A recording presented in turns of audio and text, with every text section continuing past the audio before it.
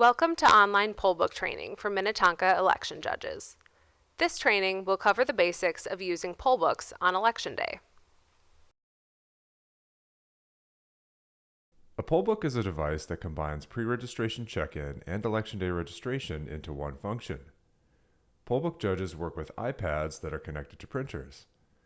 The pollbooks synchronize with and receive secure downloads from Hennepin County throughout Election Day. Pollbooks do not record votes. The software is intuitive and will not let you proceed without filling in all of the required information. We're going to skip pollbook setup and closing procedures in this training. Detailed instructions for setup and closing are included in the Election Day polling place supplies. Let's dive into using the pollbooks on Election Day. We'll start with the most common situation you'll encounter, checking in registered voters. First, we'll show you an overview of the process, and then we'll walk through a few practice scenarios. Searching for voters in the pollbook.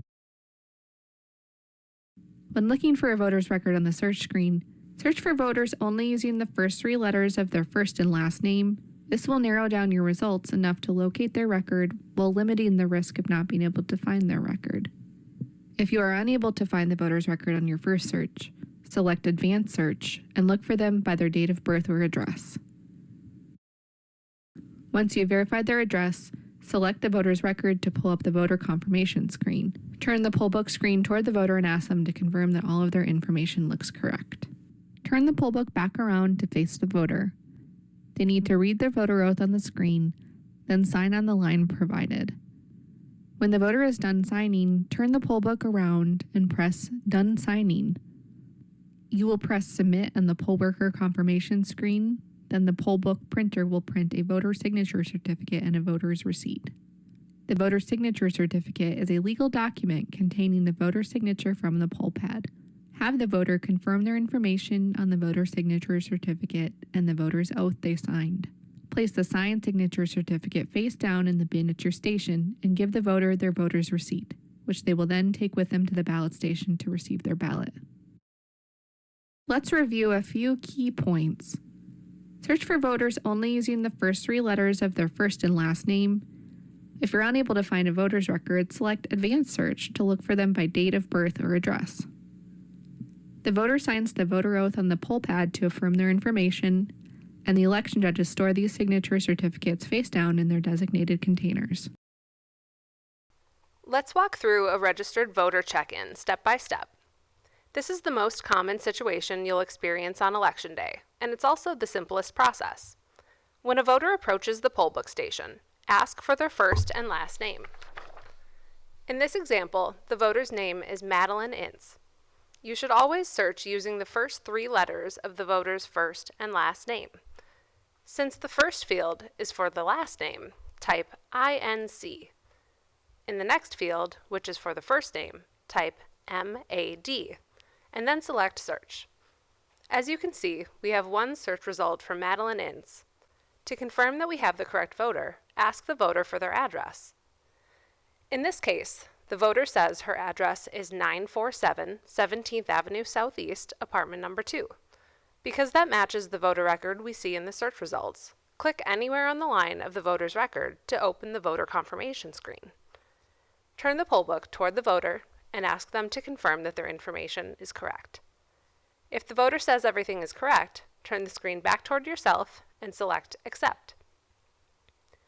On the signature confirmation screen, turn the pollbook back toward the voter and ask them to read and sign the voter oath.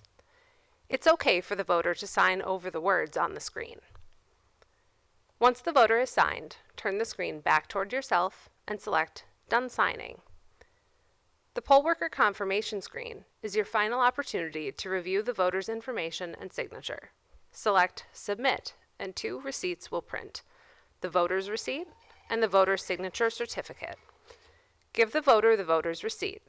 They'll take this to the ballot station and exchange it for their ballot. Place the voter signature certificate face down in the designated bin at your pollbook station. The pollbook will automatically return to the search screen, ready for your next voter check-in. Let's walk through another registered voter scenario. Our next voter is Adam Buckland. When we enter the first 3 letters of his first and last name, we get one result. We ask Adam for his address, and it matches the voter record, so we select his record to open the voter confirmation screen. Turn the screen toward the voter and have them confirm that their information is correct. Then select Accept to move to the signature confirmation screen. Once again, turn the screen toward the voter so they can read and sign the voter oath. When they're finished, select Done Signing. On the final screen, review the voter's information one more time and then select Submit.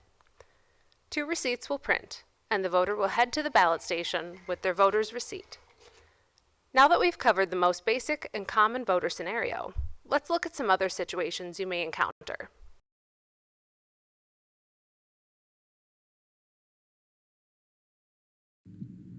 The roster correction form is used only to correct typographical errors in the state voter registration system.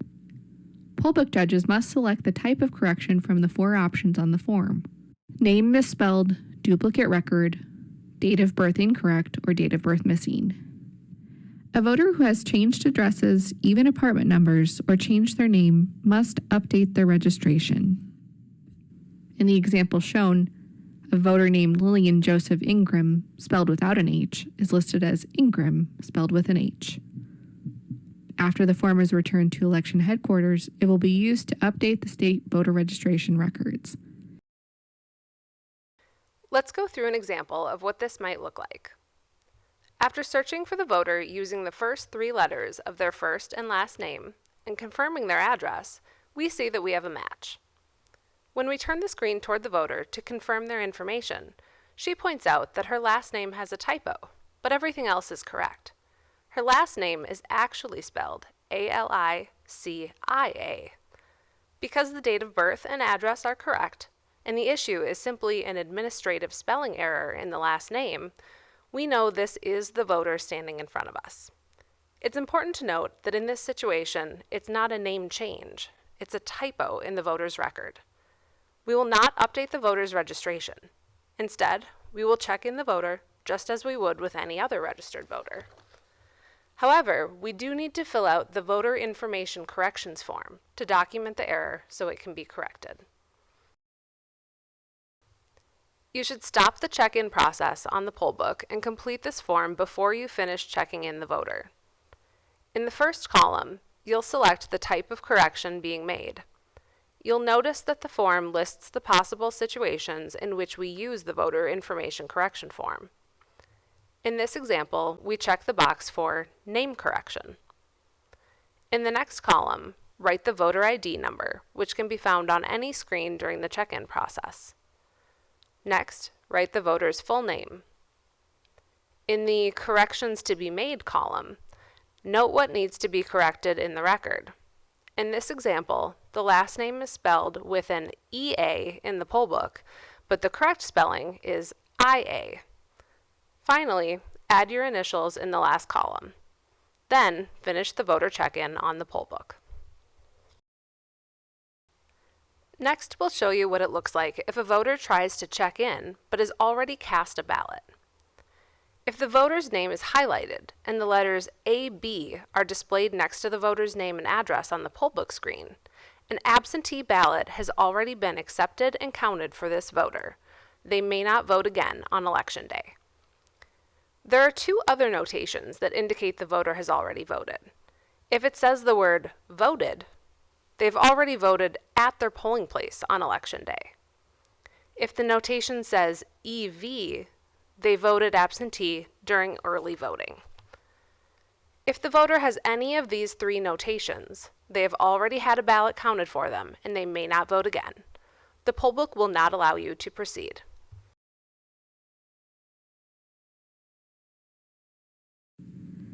Challenged voters.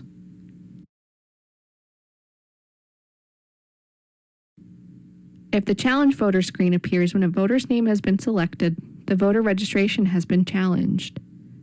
Voters may be challenged for many reasons, such as having a postal return, currently incarcerated with a felony, or having voted out of their correct precinct.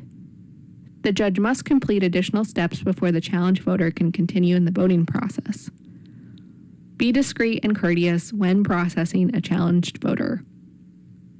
First, administer the following oath to the voter.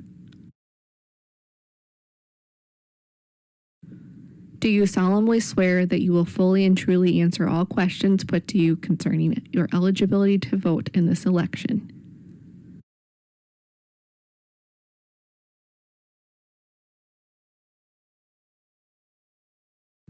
Ask the questions displayed on the pollbook screen. If the voter's answers indicate that they are eligible, press Clear Challenge on the screen and allow them to vote. If the voter refuses to swear to the oath, do not allow the person to vote. Make sure the voter understands they cannot come back later in the day and take the oath. Press Challenge Refused. If the voter's answers to the questions do not satisfy the judge that the voter is eligible, press Challenge Failed. Ask your head judge to review the situation and consult with your city clerk prior to selecting Challenge Refused or Challenge Failed. This information must be included on the Election Day incident log. Let's take a look at how to handle a challenge on a voter's record. Our voter's name is Liam Campbell.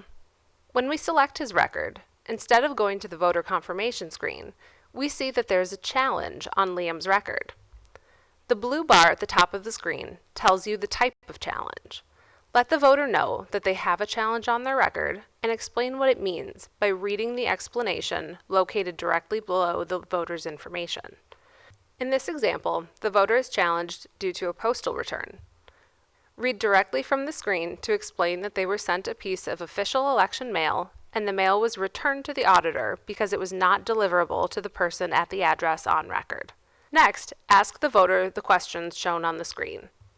Do you solemnly swear or affirm that you will fully and truly answer all questions put to you concerning your eligibility to vote at this election? And what is your residential address? The text at the bottom explains the requirements for clearing the challenge. In this case, if the voter's address matches the information provided above, the challenge shall be cleared. If the voter does not meet the requirements to clear the challenge, stop and get the lead judge. Never select Challenge Refused or Challenge Failed unless directed to do so by your lead judge. In this case, the address Liam provided matches the address in his voter record, so we select Clear Challenge. From here, continue through the check-in process, just as you would for any other registered voter. Up next, let's look at how to process Election Day registrations. Any eligible resident may register to vote on Election Day if they provide acceptable proof of residence. First, we'll review voter eligibility requirements and the different documents that can be used as proof of residence. Then we'll walk through each step of registering and checking in a voter using the Pollbook. Election Day registration.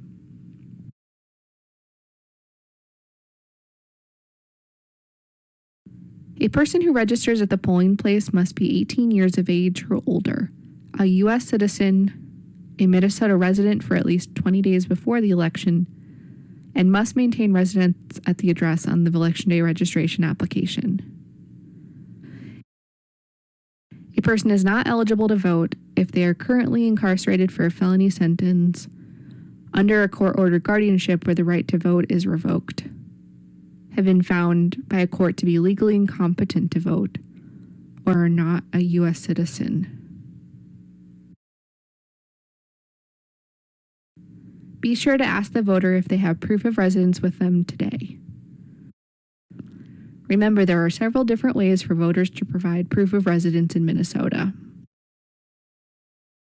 There are 3 major categories of proofs: photo ID with current name and address, photo ID with a document, and other, a broad category consisting of a variety of different kinds of proofs.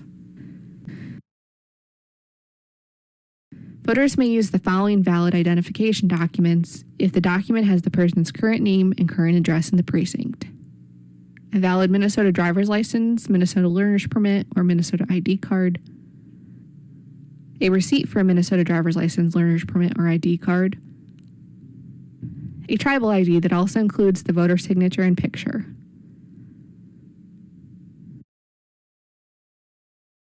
Voters may also register using a combination of 2 documents as proof of residence. One document must be a photo ID with the voter's name.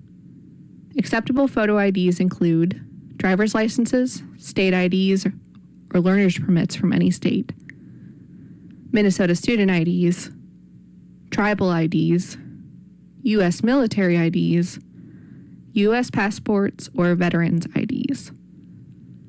Photo IDs are used along with a current document. The documents, which may be either paper or electronic, must show the voter's current name and address in the precinct. Documents a voter may use to register on Election Day include residential lease or rental agreement that's valid through Election Day, current student fee statement, bill, account, or start of service statement due or dated within 30 days of the election for phone, television, or internet services, solid waste, electric, water, sewer or gas, banking services or credit cards, rent or mortgage statements or receipts for payment. Original means a printed copy of the electronic bill or a display of the bill on the voter's portable electronic device, including all of the necessary information. The final category includes a mixture of different kinds of proofs. The first is a voucher. More on vouching in a few minutes. Next is notice of late registration. A voter may have received one of these from Hennepin County if they registered to vote within 20 days of the election. This can be used by itself as proof with no additional documentation needed. Then we have valid or prior registration in the precinct. If a voter is already registered in the precinct, but they simply need to update their name or address, they may use that previous registration as their proof. No additional documentation required. Vouching is a way for a person to attest to another person's eligibility to vote in the precinct. There are 2 kinds of vouchers: voter vouchers and employee vouchers. Voter vouchers are registered voters who live in the same precinct as the voter registering. Employee vouchers are employees of residential facilities at which the voter is currently residing. A voter voucher may already be registered or need to register on Election Day, and they may vouch as long as they haven't been vouched for. Election Day registration on the poll pad. If you're unable to find a voter's record by searching with the first 3 letters of their first name and last name, press the advanced search button to look for their record by their date of birth or their address.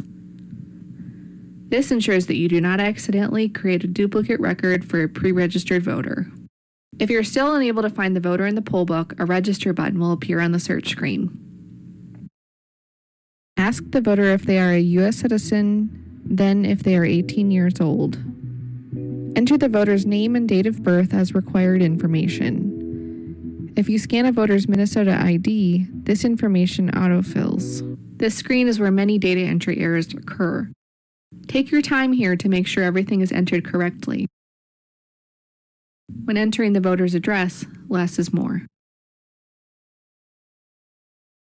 Start by entering the voter's house or building number, then click into the street name field. In this field, only enter the first few characters of the street name.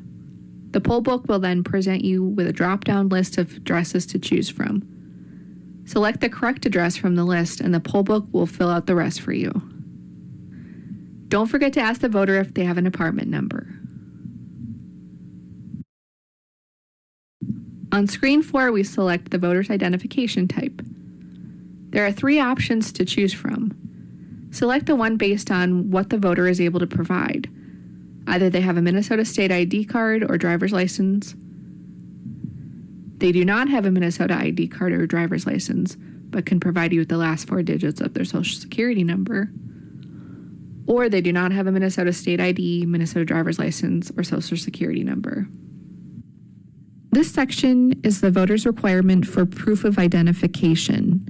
All voters must provide an identification number or state that they do not have one, so that the voter's identity can be verified after the election.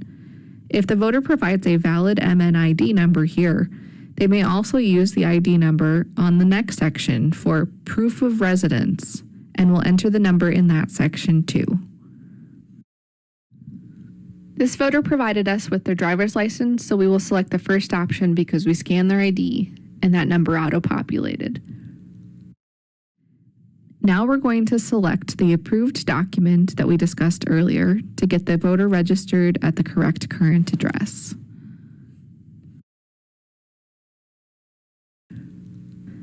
On the next screen, we select the proof of residence that the voter has provided us with.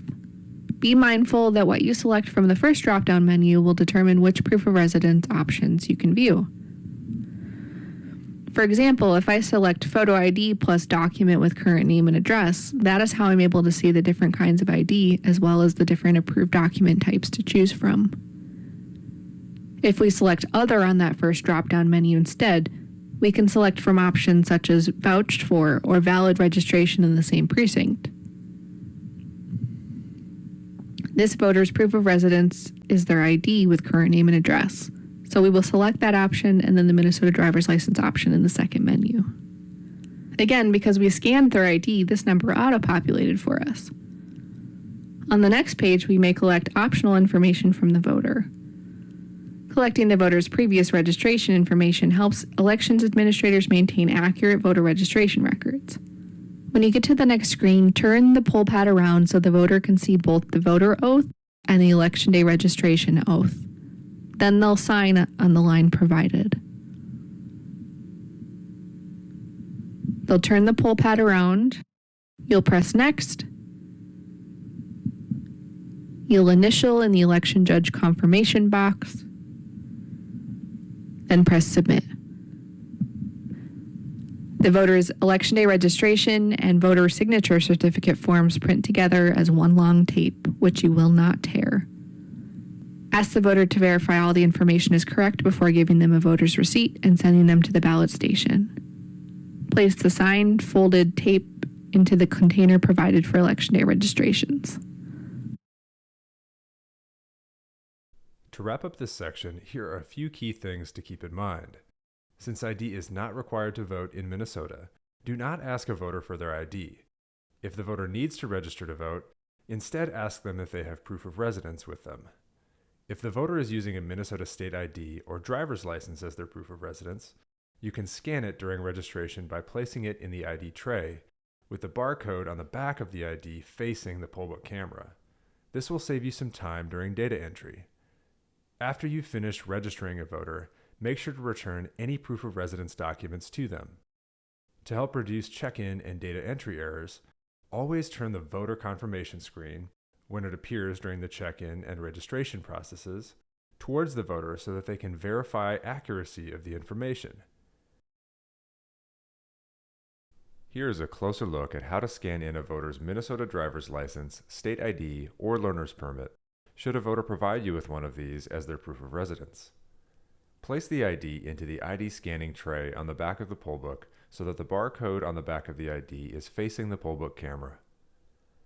On page 1 of the registration screen, press Scan DL Barcode in the top left-hand corner of the screen. If the Pollbook is having trouble with scanning the ID, the camera is likely picking up too much glare from the card. Gently swivel the Pollbook to the left or right to try and remove the glare so that the Pollbook can scan the ID. Don't forget that on screen 5, where you select the voter's proof of residence type, the Pollbook will show you different options to choose from depending on what you have selected in the first drop-down menu.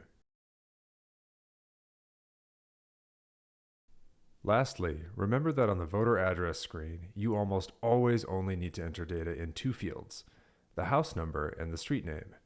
By entering the house number and then typing in just the first character or 2 of the street name, the Pollbook will narrow down the possible addresses and present you with a drop-down menu to choose from. Selecting the voter's address from this drop-down menu instead of typing it in yourself not only saves you time, but it also ensures accuracy of the data. If your voter has a unit or apartment number, you will need to type that in yourself because the Pollbook cannot auto-populate that information. Now let's walk through a few Election Day registration scenarios using different types of proof of residence. Our voter's name is Andrew Price. If you're unable to find a voter by searching the first 3 letters of their first and last name, select Advanced Search to search by date of birth or address. Always clear your previous search before trying a new search method. In this case, searching by date of birth gave no results, so you'll clear the search by selecting the Reset button and try the voter's address instead. When searching by address, never type the full address. Instead, type the house number, then type the first few characters of the street name, and wait for the drop-down. Select the correct address from the list and select Search. Although we received several results, none of them match Andrew's information. Because we've searched by name, date of birth, and address with no match, we know that Andrew needs to register. Before starting the registration process on the Pollbook, review the voter's proof of residence options. A proof of residence guide sheet is provided for the Pollbook station. Make sure the voter has acceptable documentation before beginning the registration. Only the options listed on the proof of residence guide sheet may be accepted as proof of residence. To begin the registration, select the Register button in the upper right corner of the screen. Ask the voter the eligibility questions. In this case, Andrew answers yes to both, so we'll continue. On the Election Day registration screen, enter the voter's first and last name and date of birth. If you scan a Minnesota ID, this information will automatically populate. The date selector can be tricky if you don't know how it works. First, tap the month and year in the upper left calendar pop-up. Use the scrolling bars to select the month and year. When those are correct, tap the month and year in the upper left of the selector again to switch back to the calendar view to choose the day. Click outside the pop-up to close it. Double check that you've selected the correct information.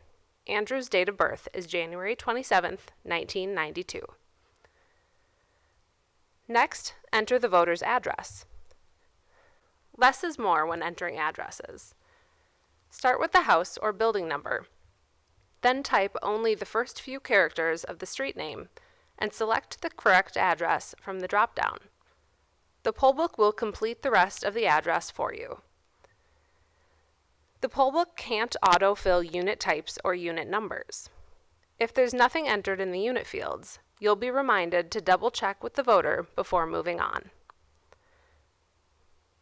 Because Andrew lives in an apartment, select No, Go Back, and enter the unit type and number. On the registration identification screen, select the type of identification the voter can provide. This requirement is not the same as proof of residence. In this example, the voter has both a Minnesota driver's license and a Social Security number, so we'll select the Both option. If the ID was scanned earlier in the process, the driver's license number will automatically populate. Then, enter the last 4 digits of the voter's Social Security number.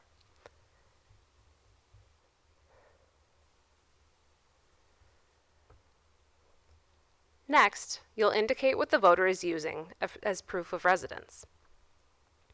First, select the residency type: ID with current name and address, photo ID plus a document with current name and address, or Other. The option you select determines which fields appear next. In this example, you'll select ID with current name and address. The voter provided a Minnesota driver's license. Again, if you scanned the ID earlier in the steps, the ID number will automatically populate. On the next screen, you may collect optional information from the voter. This information can be helpful to election administrators after the election. Next is the voter confirmation screen. Turn the poll book toward the voter and have them verify that all information was entered correctly. The voter will then read the voter oath, an election day registration oath, and sign on the line provided. On the election judge confirmation screen, review the voter's information, add your initials in the election judge confirmation box, and select Submit. 2 receipts will print. The election day registration and voter signature certificate will print together on one long receipt, followed by the voter's receipt. Give the voter the voter's receipt and direct them to the ballot station. Fold the long receipt in half and place it in the designated bin for election day registrations. These are kept in a separate bin from the receipts for pre-registered voters. Let's look at another election day registration example using a different type of proof of residence. When you can't find a voter using the first 3 letters of their first and last name, use the advanced search function to search for them by date of birth or address. Remember to clear your previous search before trying a new method of search.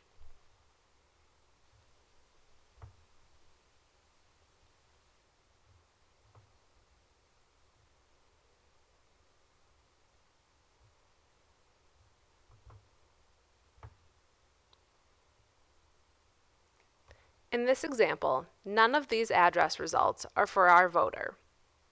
Once you've searched by name, date of birth, and address with no results, you can begin the registration process by determining which proof of residence documentation the voter can provide. This voter has recently moved to Minnesota and has not updated their driver's license.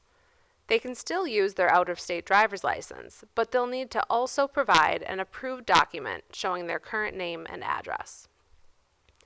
The voter pulls up a phone bill on their phone that displays their current name and address. Because they now have acceptable proof of residence, we can begin the registration process on the poll book. Ask the voter the eligibility questions and enter their personal information on the registration screen. Take your time and make sure that everything is entered correctly.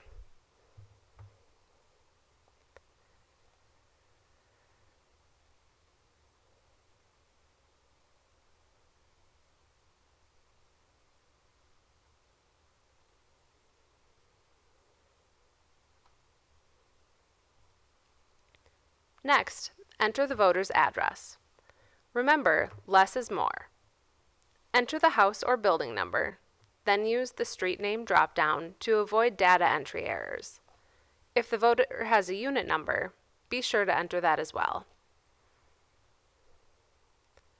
The voter has a social security number, but does not have a Minnesota-issued driver's license or ID card, so select that option and enter the voter's social security number. Remember, this is proof of identification, not proof of residence. For proof of residence, on the next screen, you'll select Photo ID plus document with current name and address. The fields that appear are specific to this residency type. First, select the type of ID. In this case, the voter provided an out-of-state driver's license, which prompts an additional field to enter the driver's license number.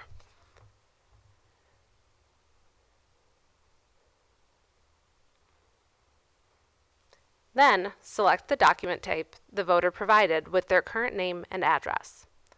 Only the acceptable document types listed in the drop-down may be used.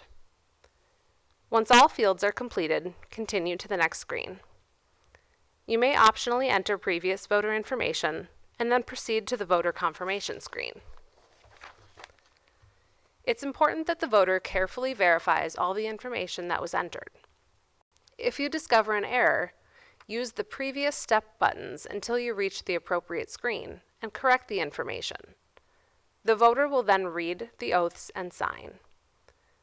On the election judge confirmation screen, add your initials in the box and select Submit. For training purposes, let's back up and pretend this voter is using a different type of proof of residence. In this example, the voter doesn't have a driver's license, and all the bills are in their roommate's name, so they don't have any acceptable documents available.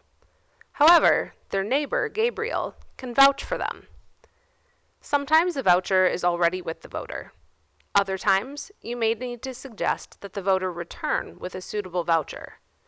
Never send away a voter until you've explored all available options for helping them vote. Because we're still using the same voter information and identification type, let's return to the residency verification screen. Select Other as the residency type. This allows you to select from additional proof of residence options that are unrelated to IDs or documents. In this example, you'll select Vouched For. The Vouching Attestation screen relates to the person vouching for the voter. First, select the situation that applies. In this case, the voucher is a pre-registered voter. Next, enter the voucher's information. Begin typing the voucher's name. If the name is common, it may be helpful to use their last name. Verify the voucher's date of birth and address, then select the correct record from the drop-down list. The Pollbook will automatically populate the voucher's voter ID and residential address. Ask the voucher for their phone number and enter it in the required field. On the next screen, turn the Pollbook toward the voucher and have them verify their information and sign on the first line. You, the election judge, will sign on the second line.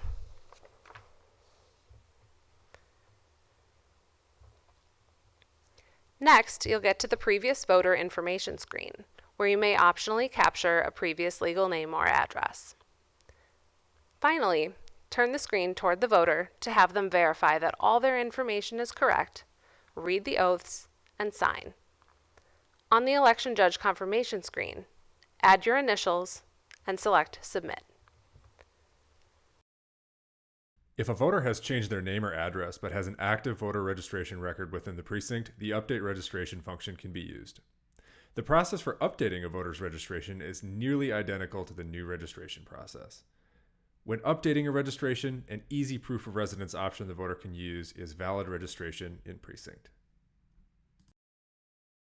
Let's see what updating registration looks like on the Pollbook. Our voter is Aisha Newman. The record for Aisha Newman in the search results has a different address than she provided. At this point, we need to determine whether this record belongs to the voter standing in front of us and simply needs to be updated, or whether this record belongs to someone else. Use the voter as your resource and ask questions. First, ask the voter's date of birth. Aisha's birthday is November 18th, 1998, which matches the record. Next, ask if she's moved recently. In this scenario, she has. If the voter can also provide the previous address shown in the record, even better. We've confirmed this record belongs to Aisha, but before updating her registration, we need to make sure she still lives in the precinct. To do that, click the three bars in the upper left corner and select Precinct Finder. Enter the house number. Then begin typing the street name, and select the correct address from the drop-down list rather than typing the entire address. Then click Search. If a different precinct appears, their address is no longer in your precinct. Direct the voter to the correct polling place for their new address. If your precinct does appear in the results, as it does here, continue with the registration update. To exit the Precinct Finder, select Go Back. Search for the voter again and select their voter record.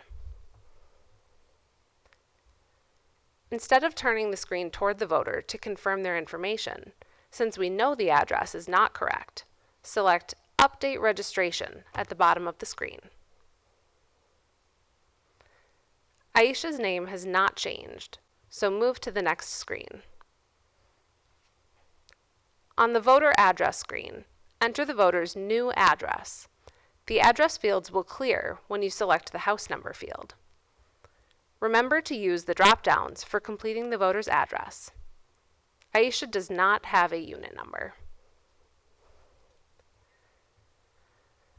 On the registration identification screen, enter the identification the voter is able to provide. In this case, Aisha can provide her Social Security number, but does not have a Minnesota-issued driver's license or Minnesota ID card available because she left it at home.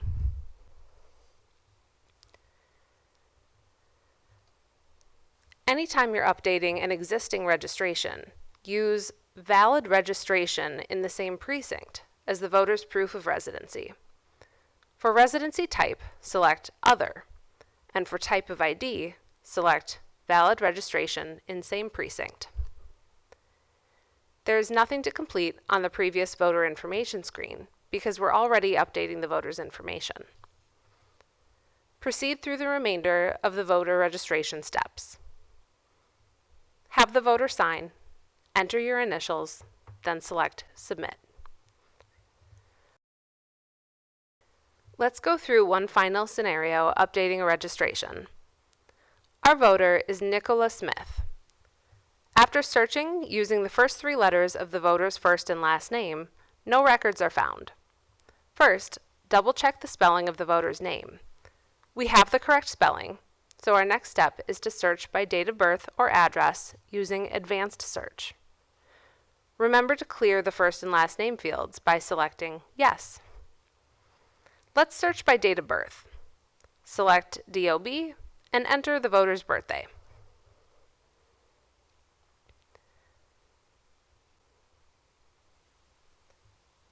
One result appears for Nicola Carr.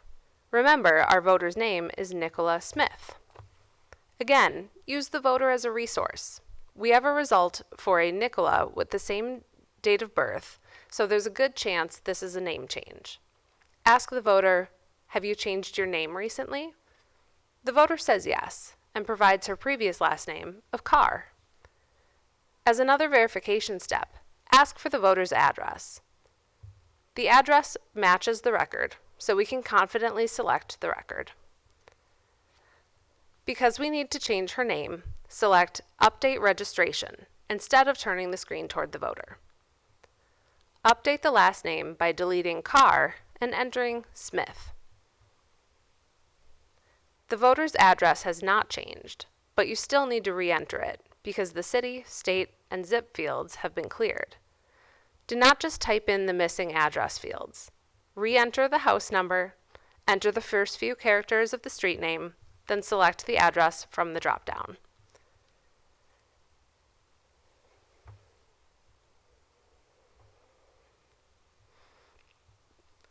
On the registration identification screen, enter the identification the voter is able to provide. In this scenario, the voter has a Minnesota driver's license, but cannot remember the last 4 digits of her Social Security number.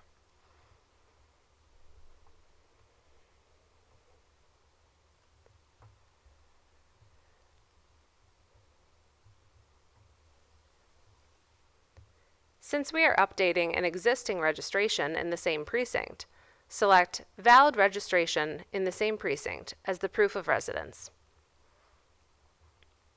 The remaining steps are completed just like any other voter registration process.